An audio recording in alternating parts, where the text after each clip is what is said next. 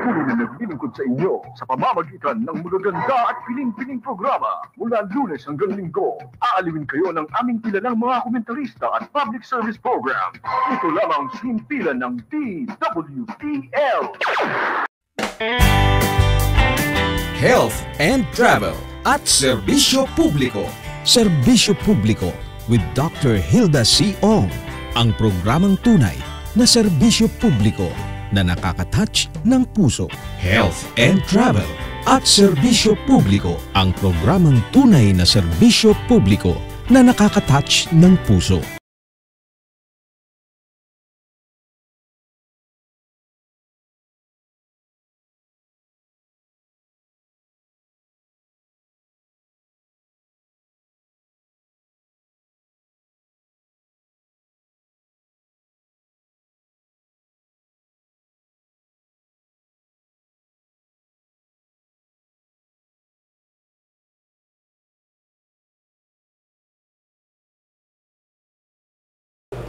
Academician na Bernardo, ang aalamin ko lang regarding po sa edukasyon ngayon.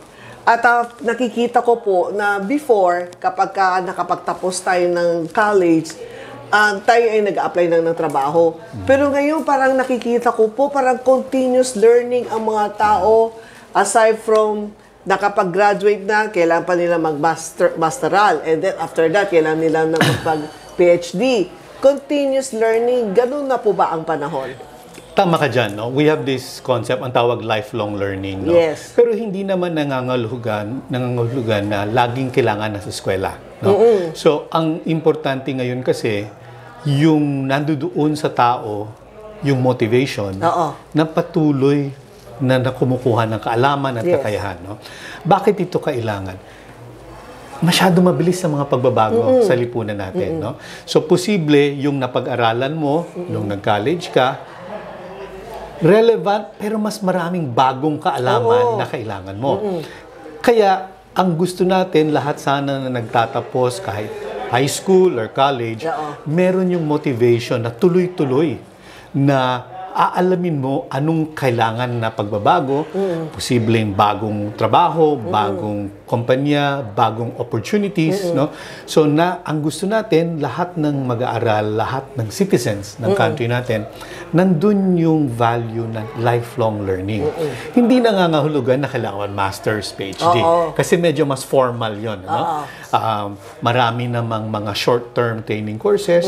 Alam natin, kahit mga TESDA, mga private companies, they provide these opportunities, no? Pero importante yung motivation na kahit graduate ka na, alam mo, nagbabago masyado yung kaalaman, masyadong mabilis, no? Minsan, mayroong mga opportunities ng lifelong learning na online, di ba? So, pwede kang mag-take ng course sa offered ng ibang countries. Marami libre, di ba? Siyempre, yung iba may bayad, no? Pero ang idea dito, masyado ng complex ang pangangailangan ng society natin. Pati mga tao nagbabago ng interes. So, dapat yung motivation na matuto, lifelong talaga. Lifelong talaga. Siguro pag sabing lifelong, hanggang kamatayan na yan. Saka ngayon, ang napapansin ko, before, pag sabi natin, mga medyo edad 30, 40, tapos papasok pala o nag-aaral, parang nahihiya sila, di ba? Parang layo ng age gap. Pero ngayon parang hindi na. Yun din kasi, kailangan natin palitan natin yung pananaw natin sa education, no? Kasi dati, ang pathway, di ba? Elementary, high school, tas 4 years college, tas trabaho. Pero nakita natin, iba-iba yung pathway ba ng mga tao, no? So, merong mga bata na dahil sa pangailangan pamilya, minsan after high school, kailangan na magtrabaho. Diba? So, natututo sila. Marami silang skills na nakukuha dun sa pagtatrabahuhan nila, no? Pero later in life, nakita nila na kung gusto nilang umangat, kailangan nila ng college degree o kailangan nilang certification. So, dapat yung mga ganong tao pwedeng bumalik. Diba? Mangyayari, mas matanda sila sa mga kaklase nila, pero hindi dapat problema yon, no? So, yung sinasabi mo na parang napaka-traditional view na nasa edad yung pag-aaral, dapat baguhin natin yan, no? So, gusto rin natin na yung mga paaralan, high school, colleges, dapat mas bukas din sila sa mga taong gustong pumasok. Iba-iba. Di ba? Hindi yung meron tayong parang discrimination ba? O parang bias dun sa mga mas matatandang learner. At kailangan din, kakaya din ng mga teachers at ng mga eskwelahan na matulungan yung iba't ibang klaseng learners. Di ba? Kasi kung lifelong, baka hindi na pwede yung traditional ba na pathways natin sa education. No? Ideally, pwedeng halimbawa na meron tayo mga nag-high school, tapos nakatungtong ng college, pero magtatrabaho, pero babalik part-time, di ba? Para umangat. Tapos, patrabaho ulit, medyo nag-iiba kasi baka naging managerial na or entrepreneurial. Tapos kukuha siya ng later on, mga short-term courses, ganyan, no? So, dapat yung educational system natin ngayon mas flexible na rin, no? Kaya pati yung mga teachers, dapat marunong sila ng magturo sa iba't ibang klaseng learners, no? Tapos, parang tanggalin natin yung very traditional way of looking kasi ang reality, limited ang magiging opportunities mo for growth kung hindi ka rin magla-lifelong. Pero itong mga teachers natin sa ngayon, talagang sila din ay continuous learning din. Ideally, di ba? Nakita natin yan nung pandemic. Di ba? Biglang kailangan matuto ng teachers ng online teaching, kailangan matutong gumawa ng modules. So pati teachers dapat lifelong learners din, no?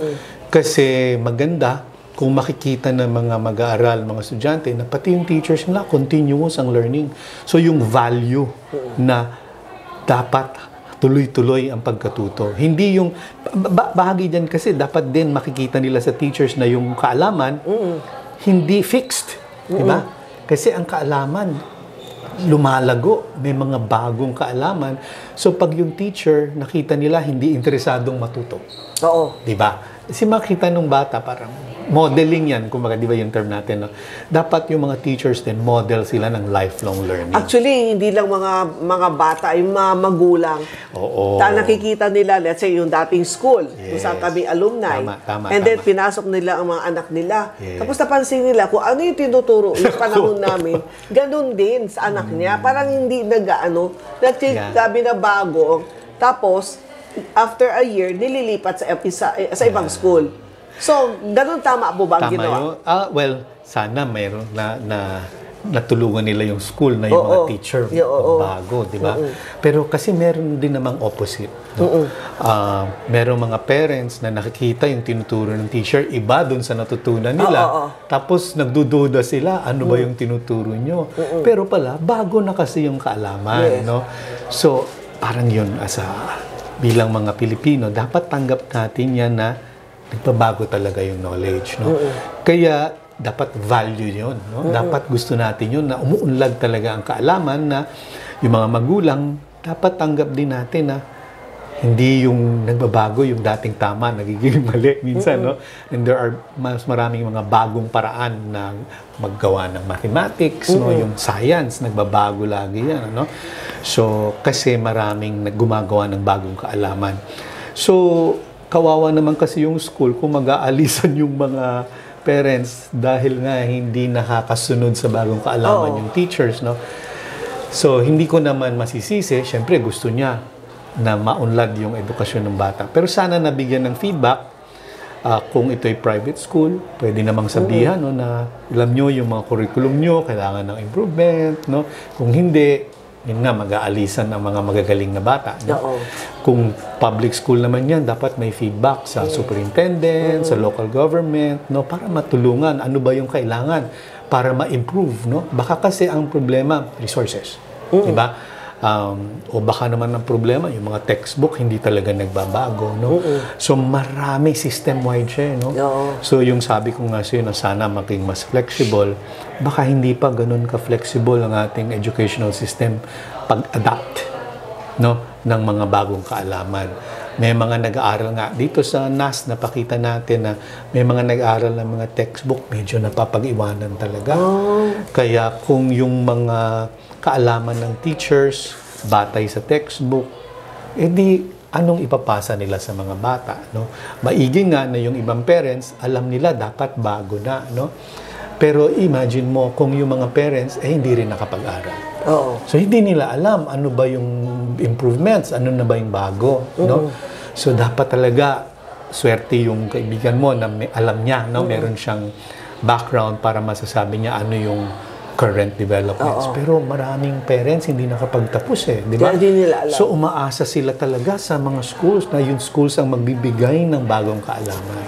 At ang isa, ang academician, yung isa pang naging problema sa mga bata before, hindi nila alam, let's say high school ang tawag natin noon, kasi ngayon grade 10, grade 12. Ngayon, hindi nila alam talaga ano ba talagang kurso ang kukunin nila. Oo, kasi naman, ilang taong ka ba nung nag-college ka? Bata pa tayo, di ba? 16, 17. Limited pa naman talaga ang experiences natin. No? So, natural lang na hindi natin pang alam, no? Sa ibang mga paaralan, ang ginagawa nila sa yung tinatawag na junior high school pa lang, marami ng mga career guidance. No? So maraming mga activities na napapakita, papamulat yung mga bata na ano yung mga possible careers. No? Kasi minsan, yung mga bata, limited ang option. No? Halimbawa, lalo na yung mga bata na galing sa mga barangay na karamihan ng mga matanda, hindi rin nakapagtapos ng college o mababa yung mga trabaho. Diba? So, hindi nila alam. Ano ba yung pwede? Diba? So, limited lang yung information ng mga bata, kaya hindi talaga sila makapagdesisyon. No? Maring gusto nila, meron akong bata na gusto niya maging presidente ng USA. Sabi niya, yun ang ambisyon niya. Sabi ko, so anong tingin mo kailangan para maging president ka ng USA? At saka bakit USA, hindi Philippines? No? Para bang napaka-abstract. Hindi grounded sa anong nakikita nila sa lipunan natin, no? Na ngayon, pag tinanong mo yung mga grade 10, grade 11, ano bang gusto nila? Based yan sa anong nakikita nila. So, ano yung nakita nila? Influencer. Diba? Nakikita nila yung mga nagtitiktok, kumikita ng pera. Nakikita nila mga celebrity, basketball player, ganyan, no? So, ano yung nakita nila sa media na future? Yun nga. Anong kinalaman ng education doon? Diba kung mag-i-influence, kailangan ko ba matuto ng mathematics? Kailangan ko matuto ng science?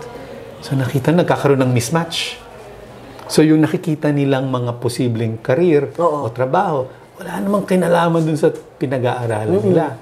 Pero hindi nila alam na kung magiging data scientist sila, kung magiging engineer sila, panghabang buhay, ang ganda ng kabuhayan na pwede nilang ibigay sa pamilya nila.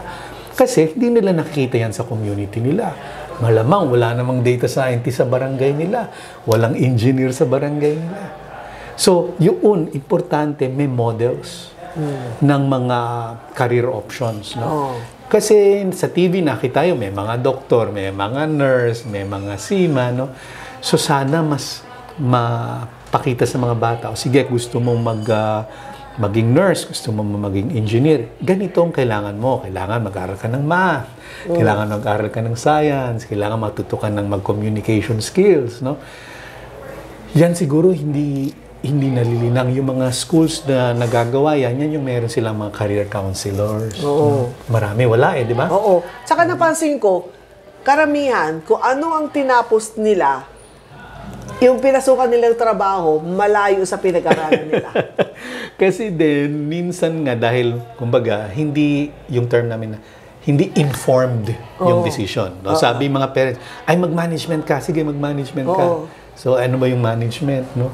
Tapos, hindi naman pala yun nandun yung mga trabaho. Ganun din, marami, naalala mo nun, dami nag-nursing, di ba? Noon that time. So, nursing lahat. Kahit walang interest yung bata, nursing, no? Tapos ngayon, nasa call center. No? So, kasi yun nga, kulang ng impormasyon tungkol sa ano ba yung mga posibleng career, no? Kaya, merong kailangan mga programa para matulungan yung mga eskwelahan at mga pamilya. Doon pa lang, grade 10 pa lang, grade 11 pa lang, namumulat na sila doon sa mga iba't ibang klaseng career. Ang problema dyan, halimbawa, ito sinasabi kong data scientist. Diba, nung panahon naman natin, alam ko mas matanda ako sa'yo, alamang data science, di ba? So, ngayon, na-realize din natin, yung mga profession 10 years from now, baka hindi pa napapag-isipan na yun. 15 years ago, wala namang influencer, di ba? Oo, wala.